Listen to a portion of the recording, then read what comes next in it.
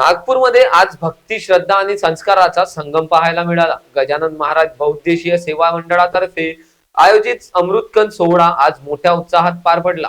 रेशीमबाग येथील कविवर्य सुरेश भट सभागृह आज पूर्णतः भक्तिमय वातावरणाने भारावून गेले होते. नागपूरकरांसह परिसरातील भाविक मोठ्या संख्येने या अमृतकंद सोहळ्यास उपस्थित होते. या कार्यक्रमाचे विशेष आकर्षण ठरले गजानन महाराज बावन्नीचे रचनाकार 92 वर्षीय श्री संस्थ प्राध्यापक सुरेश शेवडे आबा. त्यांच्या यावेळी शाल देऊन सन्मान करण्यात आला. आपल्या रसाळ आणि प्रभावी वाणीतून आबांनी गजानन महाराजांच्या कृपा प्रसादाबद्दल भक्तांशी संवाद साधला. माणसाकडे दोन मने असतात, एक चांगले एक वाईट. जो चांगल्या मनाचे ऐकतो त्याच्याकडे देव धावतो, असा मौलिक संदेश त्यांनी आपल्या प्रवचनातून दिला. गजानन महाराज आजही भक्तांच्या पाठीशी खंबीरपणे उभे आहे, हे त्यांनी अमृतकणाच्या रूपाने भाविकांसमोर अत्यंत भावपूर्ण शब्दात मांडले.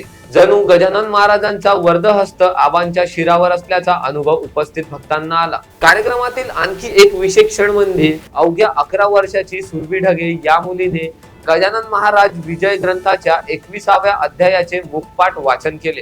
पुण्याहून आलेल्या सुरभीच्या सादरीकरणातून संस्कारांचे महत्व अधोरेखित झाले आणि आजही भक्तीतून यश साध्य करता येते हे स्पष्ट झाले. कार्यक्रमाची सुरुवात गजानन महाराजांच्या लघुनाट्याने झाली होती.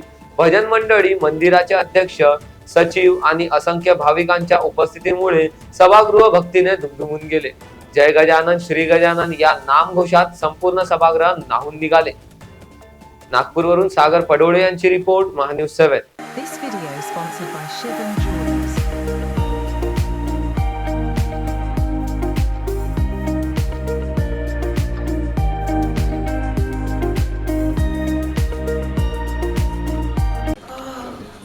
बॉस ने मीटिंग बुलाई। बाहर बाहर उठो बैठो। तकलीफ उठने बैठने की नहीं, तकलीफ बवासीर की है। बवासीर, फिशर, भगंदर, पाइलोनियल साइंस का आयुर्वेद तथा आधुनिक लेजर से उपचार। कॉल या विजिट करें www.pilesfistulacure.com।